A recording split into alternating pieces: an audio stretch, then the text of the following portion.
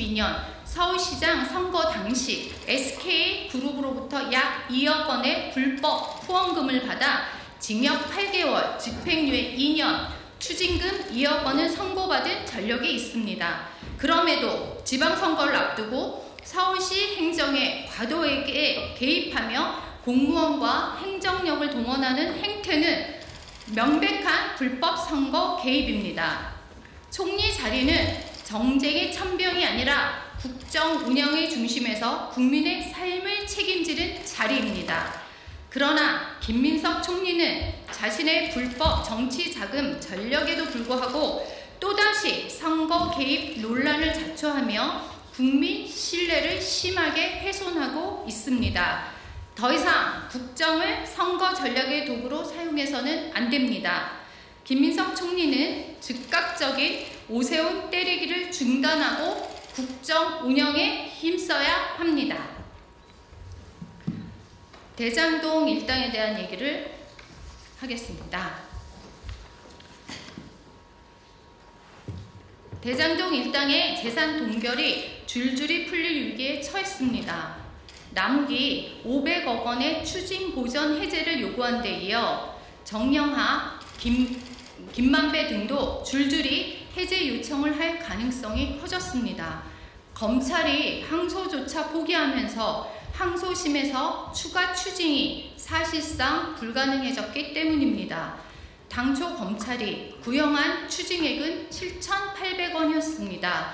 그러나 1심에서 선고된 추징금은 고작 473억 원, 무려 7,340억 원이 환수 불가능해졌습니다.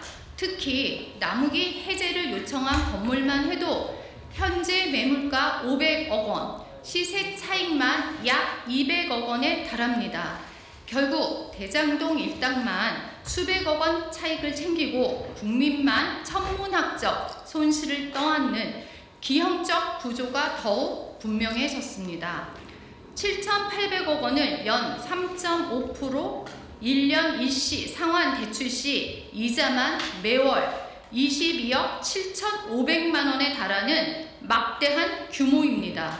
이처럼 막대한 국민 재산을 왜 포기해야 하는지 납득할 수가 없습니다.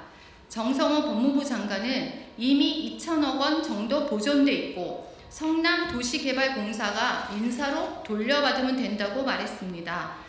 그러나 실제로 검찰과 법무부 모두 남욱 측의 추징 보전 해제 움직임에 대해 어떠한 대책도 제시하지 못하고 있습니다.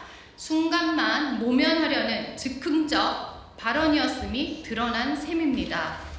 더불어민주당은 유동규, 남욱, 녹취록소 대통령은 이재명 대통령이 아니다 라며 가짜 뉴스 프레임을 씌우고 있습니다. 그러나 오늘 새롭게 나온 녹취록에서 선거에 이재명이 졌다, 자기 풀어줄 사람이 없어졌다 라며 이재명 대통령 이름이 나왔습니다. 그렇다면 더욱 의문이 커집니다. 이재명 대통령이 대장동 사건의 몸통이 아니고 유동규가 주범이고 내란범이라면 왜 공소 취소와 항소 포기를 통해 유동규와 대장동 일당에게 면죄부를 줬겠습니까? 이재명 대통령의 분명한 해명과 책임 있는 조치를 촉구합니다. 진실을 숨기려 할수록 의혹은 더욱 커질 뿐입니다.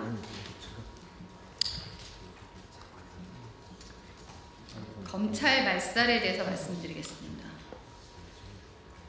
더불어민주당은 지난 14일 검사에 대한 징계를 일반 행정부 공무원과 동일한 체제로 일어나 하는 내용의 검사징계법 전부 폐지안과 검사에 대한 파면, 검사장 보직 강등 및 신분 보장 조항을 삭제하는 검찰청법 개정안을 발의했습니다.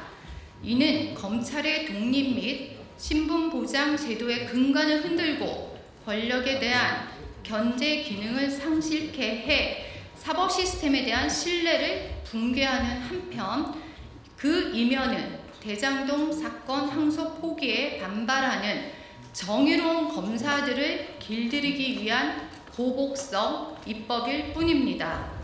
더불어민주당은 검찰 특권 해소, 일반 공무원과의 형평성 등을 이유로 입법의 정당성을 내세우지만 일반 공무원과 동일하게 징계위 의결만으로 파면을 허용할 경우 권력형 비리에 대한 수사를 담당하는 검사에게 직접적인 압박 수단으로 작용할 수 있습니다. 이뿐만이 아니라 더불어민주당은 대장동 사건 항소 포기에 대한 검찰 내부의 반발을 조직적 항명이라며 압박해 검찰의 독립성과 검사의 신분 보장을 무력화하는 입법은 이재명 편만 들어야 살아남을 수 있다는 정치적 경고로밖에 보이지 않습니다. 대장동 항소 포기에 대한 여론조사에도 부적절하다는 응답이 48%에 이르는 상황에서 항소 포기를 비판한 합리적인 검사들을 징계, 강등, 파면 대상으로 규정하는 입법이 과연 사업개혁에 부합합니까?